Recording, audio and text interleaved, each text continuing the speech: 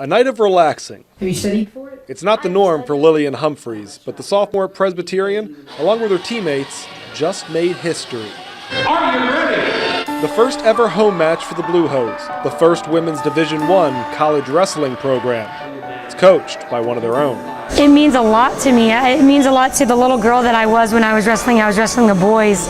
How far women's wrestling has come in such a short amount of time. Danny DeAnda's story resonates with her wrestlers, especially Humphreys, whose love for martial arts evolved to wrestling in 9th grade at Blue Ridge High, the only girl on an all-boys varsity team. Her opponents, also all boys. When I first started wrestling, I got beat up a lot, and it definitely, I felt discouraged a lot because I was like, well, I don't feel like I'm getting any better. Like I did want to quit, but deep down I was like, you know, if I quit, people were just gonna be like, see, I told you so. So really, I had to push myself, and I had to tell myself that it will get better. I'm gonna get better step by step. She took a bad beating that year, and I never told her she could quit, but you know, had she come to me and said, Dad, I'm gonna do something different, I said, okay, that's great. But you know, she hung in there. I had people tell me that, you know, I wasn't good enough. They told me that I wasn't gonna make it. I wasn't gonna do anything with wrestling. And you know, that hurt my feelings a lot, but I definitely think that it pushed me to want to prove everybody wrong and, you know, become a D1 wrestler. Most of the Blue Hose team shares a similar story.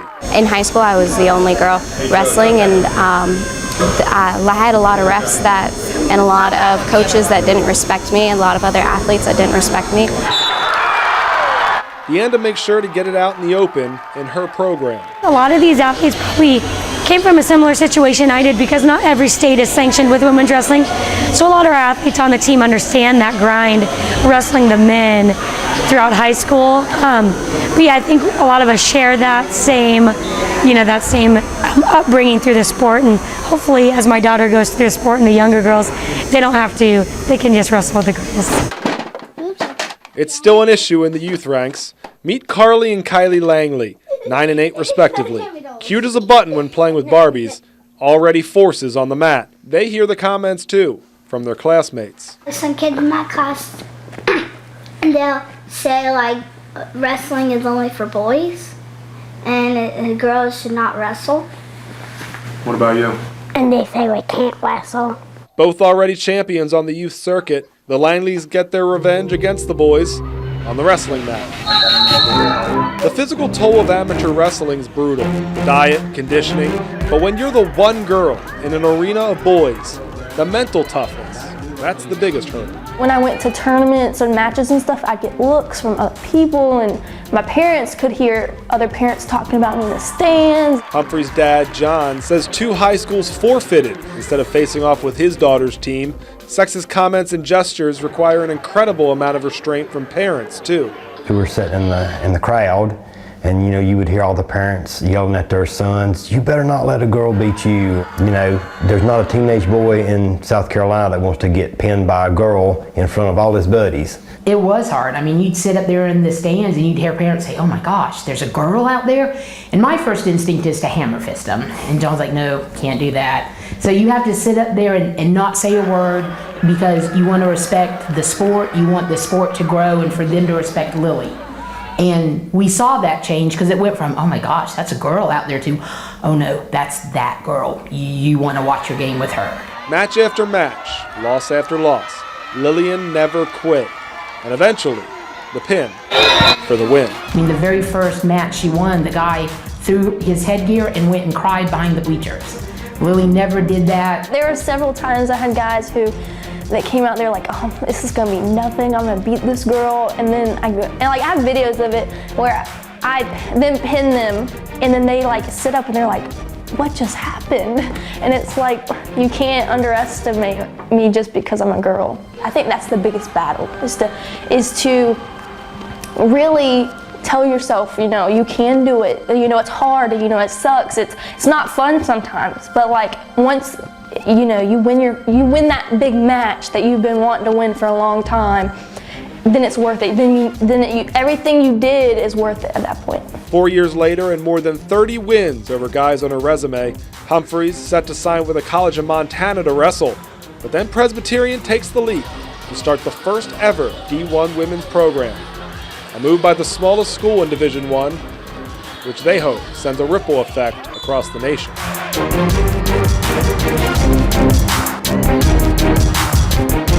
There were several times I had guys that came out there like, oh, this is gonna be nothing, I'm gonna beat this girl, and then I have videos of it where I then pin them, and then they like sit up and they're like, what just happened?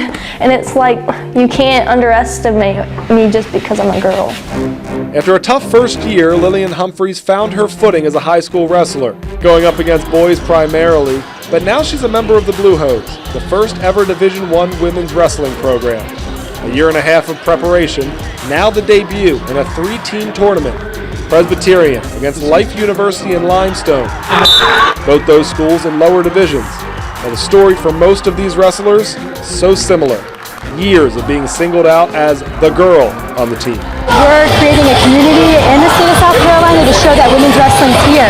It's in our communities, it's in our high schools, it's in our little youth clubs. We're kind of spearheading that charge with this being the first Division I women's program. So we've talked to them about how important this whole movement is here on campus with the program being started, and that they're basically, they're the foundation of what's to come, where hopefully it kickstarts other programs to do the same thing. National Wrestling Hall of Famer Mark Cody took the job overseeing the sport in Clinton.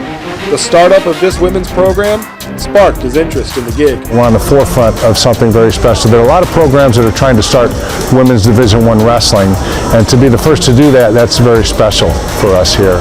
People that have never seen wrestling, or people that have particularly never seen women's wrestling, they're going to be in for a treat just because it's very exciting. It's not going to be boring, I can promise you that. It's monumental. It's paving the way for girls wrestling everywhere, and it's setting the way for high schoolers that don't think that they're ever going to be able to go do something more, that there is going to be something that's like way bigger, like D1 out there for them. The sport's exploding, thanks in part to a trail blazed by women wrestling against sexist perceptions, grappling with self-doubt to persevere by pinning opponents, both physically and mentally.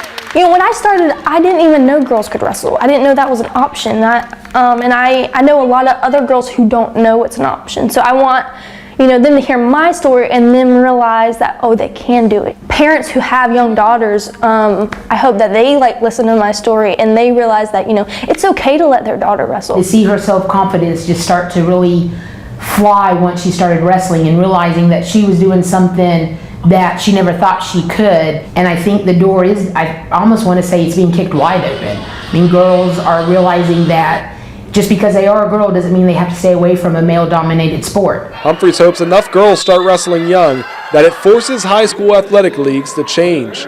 So when they grow up, women's wrestling's sanctioned on the prep level, and they won't have to wrestle the boys. Now you see girls at every tournament, and now people are exposed to it, and I think they're more accepting of it now. I mean, I think it still has a long way to go, but it's definitely come a long way since when I started. Now, Belton's got a pair of female phenoms on the mat as well. 9-year-old Carly and 8-year-old Kylie. The Langley sisters already tout a ton of trophies on the mat.